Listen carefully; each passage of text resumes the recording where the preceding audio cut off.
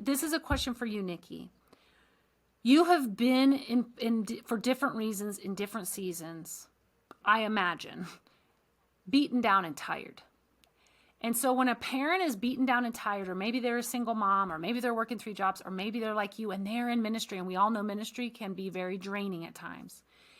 When the temptation comes to let your guard down, to phone it in, and I'm not saying we haven't had our days, but when it becomes a season of your life of phoning it in, how would you encourage a parent to not give up till the finish line is crossed?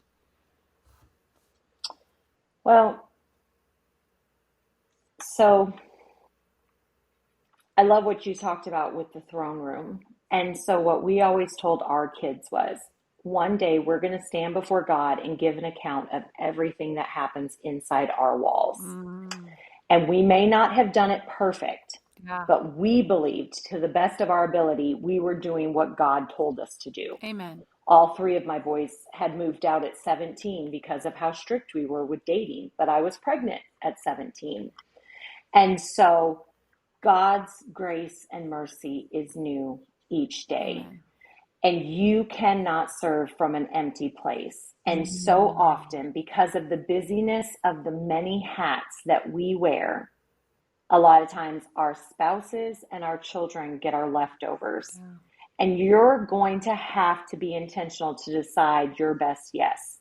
How do you make the time for God to fill your cup? And then how do you disperse that out to your children so they know they are loved? Yeah. That even though you're making hard decisions that they may not agree with, and that's what we always told our kids, you may not like this, and one day when you're a parent, you get to do what you want because you'll be in your own home. But as long as you're under our roof, this is, and I believe that probably we did a lot more law than grace. Yeah.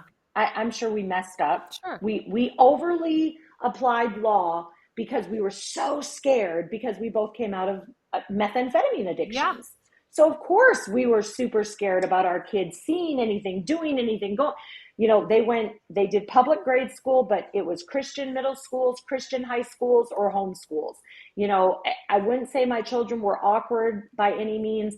They're very blessed. I told you before, one's pre-med, one's a complete supervisor. He's been promoted probably 6 or 7 times at this factory. Awesome. And then my other son is in the Air Force. And so, they had the tough life of the Jesus freak parents. My husband's oldest kids, my biggest regret is that I didn't fight harder for them. Because they would come, and when they would get frustrated with how overly Jesus things were, they would go back home. And we didn't fight because we were in that season of exhaustion. Yeah. And so even now I can say God's working all those things for good. Yeah. God has restored all of those relationships over the past 16 years. Awesome. We had 8 of the 9 kids just a few months ago in grandkids, everybody, family picture. I think it's actually one of my pictures on Facebook, but 8 of the 9 kids together, and they live all over the country and world. And so God is restoring. He promises to restore those years that the locust ate. Amen. But that probably is my biggest regret, that I didn't push harder to be more intentional when they pushed back. Yeah. And it has caused some harder things in their adult years that they've had to work through. Yeah.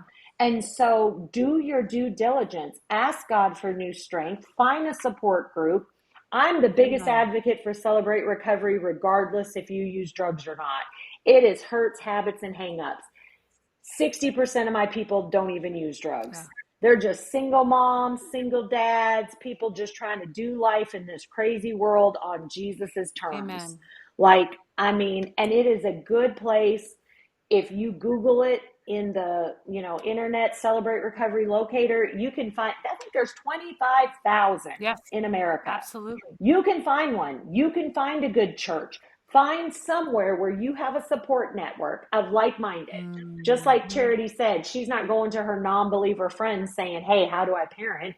Mm-hmm. You wouldn't go to someone who, was just starting medical school and say, would you like to operate on me? You want a doctor that actually has a record Absolutely. of, successes. And so that's the biggest thing for me, is getting around like-minded people. Iron sharpens iron. Amen. We're all in this same boat together.